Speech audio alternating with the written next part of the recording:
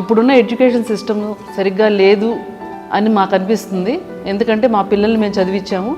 మేము చదువుకున్న టైంకి ఇప్పుడు ఎడ్యుకేషన్ ఉన్న టైంకి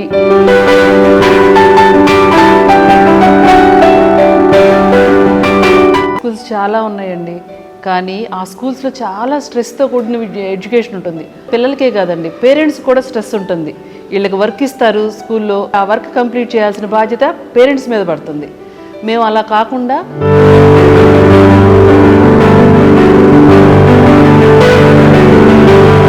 నేషనల్, ఇంటర్నేషనల్, రూరల్ అనేది ఏది ఎడ్యుకేషన్ సిస్టంలో ఉండదండి. మనం చెప్పే విధానంలోనే ఉంటుంది. ఆ మనిషి ఎప్పుడైతే స్ట్రాంగ్గా తయారవుతాడో, బాగా చెప్పగలుగుతాడు, సమాజంలో క్లాస్లోనే కాదు సమాజంలో కూడా బతకగలిగే శక్తిని మనం పిల్లలకు అందిస్తే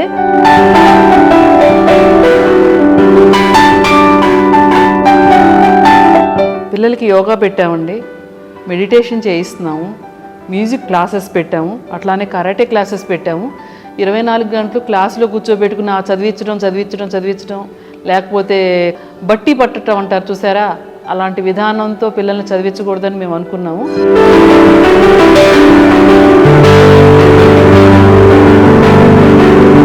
ఎప్పుడైనా సరే ఏ పేరెంట్ అయినా పిల్లలు మంచిగా చదవాలని మాత్రమే అనుకుంటారు. దానికోసం స్కూల్స్లో వాటి కోసం కూడా వ్యవసాయదారులు, చిన్న చిన్న పనులు చేసేవాళ్ళు కూడా లక్షల రూపాయలు ఖర్చు పెట్టి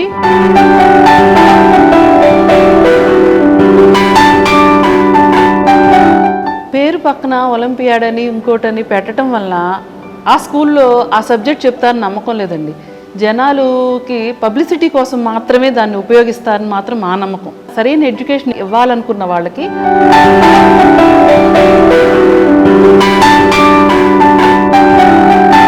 ఐఐటి కూడా చెప్పడం జరుగుతుంది. పుస్తకంలో ఉన్నదే పిల్లలి మైండ్లోకి పంపించాలనే ఉద్దేశంతో కాకుండా సబ్జెక్ట్ని అర్థమయ్యేటట్టు విధంగా ప్రతి క్లాస్లోనూ ఐఐటి క్లాస్ని కూడా ఇంట్రడ్యూస్ చేసాము. పిల్లలకి ఏ విధంగా చెప్తే ఈజీగా ఉంటుంది అనేది మేము ప్లాన్ చేసుకున్నాం, బుక్లోనే కాకుండా.